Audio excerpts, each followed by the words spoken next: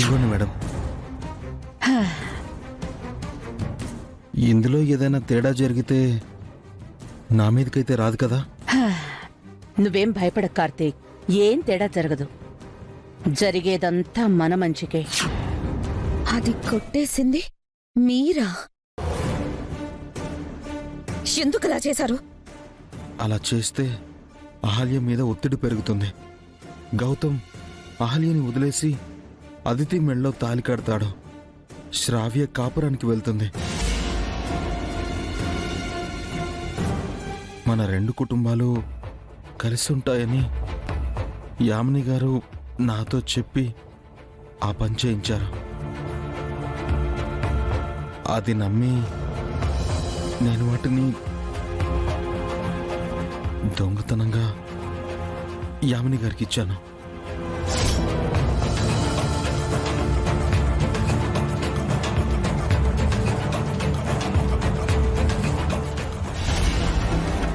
ఎంత పని చేశారండి? అయితే మీరే ఆ దొంగ అన్నమాట.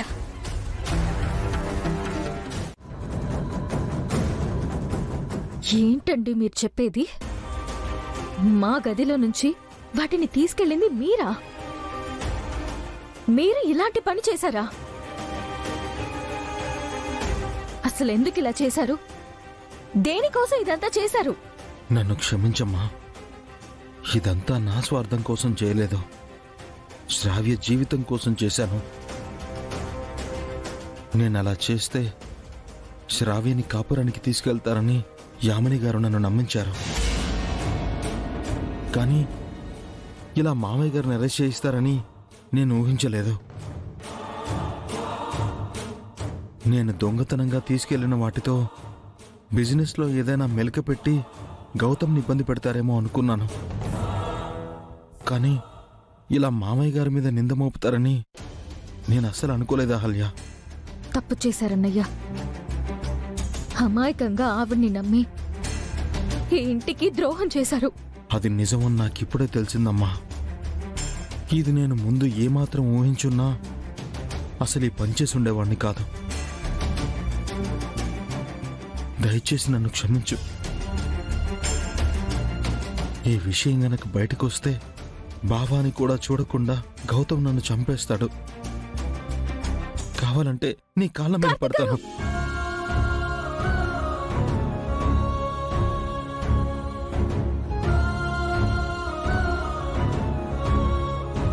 మా ఆయన చేసింది తప్పే అహల్య, కానీ ఆయన కావాలని చేయలేదు. ఆయన ఉద్దేశం మంచిదే. ఆయన్ని యామిని ఇలా వాడుకుంటుందని ఆయన కూడా అనుకోలేదు. దయచేసి ఈ విషయాన్ని ఎవరికి చెప్పుకో.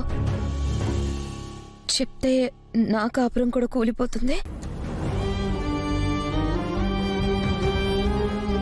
నీకు దండం పెడతాను అహల్య, ఆయన్ని క్షమించు.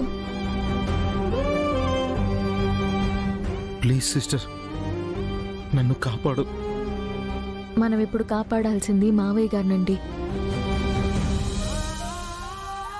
ఆయన బయటికి రావాలంటే ఆ డాక్యుమెంట్స్, అకౌంట్స్ కావాలి.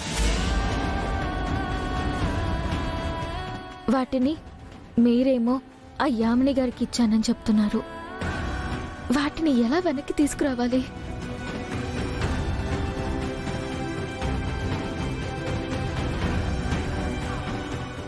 ఎలా ఏంటి? నమ్మించి మోసం చేస్తుందా? వెళ్ళి అవి తిరిగి ఇవ్వమని ఆవిడ్ని నిలదీద్దాం. మనం నిలదీస్తే తిరిగి ఇచ్చేదే అయితే ఇదంతా చెయ్యదు.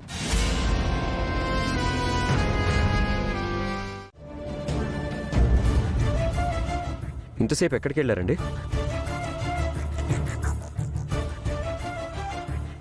ఇప్పుడు కార్తీక్ అన్నయ్య గారి గురించి చెప్తే గౌతమ్ గారు యామిని గారి ఇంటికెళ్ళి గొడవ చేస్తారు. ఈ విషయం చెప్పకపోవడమే మంచిది.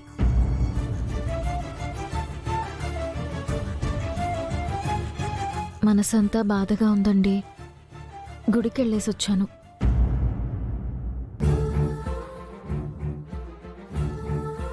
మీకు నా మీద కోపంగా లేదా? మీ మీద నా కోపం ఎందుకండి? నా వల్లే కదండి మీకిన్ని కష్టాలు. నేను మీ జీవితంలోకి రావడం వల్లే అదితి మీ జీవితంలో నుంచి వెళ్ళిపోయింది. శ్రావ్య కాపురం కష్టాల్లో పడింది. ఇప్పుడు నా వల్లే మీ నాన్నగారు అరెస్ట్ అయ్యారు. అంతా నన్ను మీరు పెళ్లి చేసుకోవడం వల్లే కదండి. సీతమ్మ బంగారు లేడి పిల్లని అడిగిన తర్వాతే వాళ్ళ మధ్య ఎడబాటు వచ్చింది. అవన్నీ సీతమ్మ వల్లే జరిగాయి. కానీ దానివల్ల రావణ సంహారం జరిగి ఈ లోకానికి మంచి జరిగింది. మన విషయంలో కూడా అంతేనండి. మన జీవితంలో ఏం జరిగినా, ఎన్ని ఒడిదొడుకులు వచ్చినా చివరికి మంచే జరుగుతుంది. ఆ నమ్మకం నాకుంది. సీతమ్మ గురించి రాముడికి తెలుసు కాబట్టి అంత రిస్క్ చేశాడు. కానీ నా గురించి మీకెక్కువగా తెలీదు కదండి. మనం పరిచయం అయ్యి కొద్ది రోజులే అయింది కదా. అలాంటి నా కోసం మీరు నిలబడుతున్నారు. మీతో పరిచయం కొద్ది రోజులే అయినా మీరేంటో, మీ క్యారెక్టర్ ఏంటో నాకు బాగా అర్థమైందండి. నా కోసం, ఈ కుటుంబం కోసం మీరేం చేశారో నాకు తెలుసు. అందరిలాగా మీదే తప్పు అనే మూర్ఖుణ్ణి కాదు.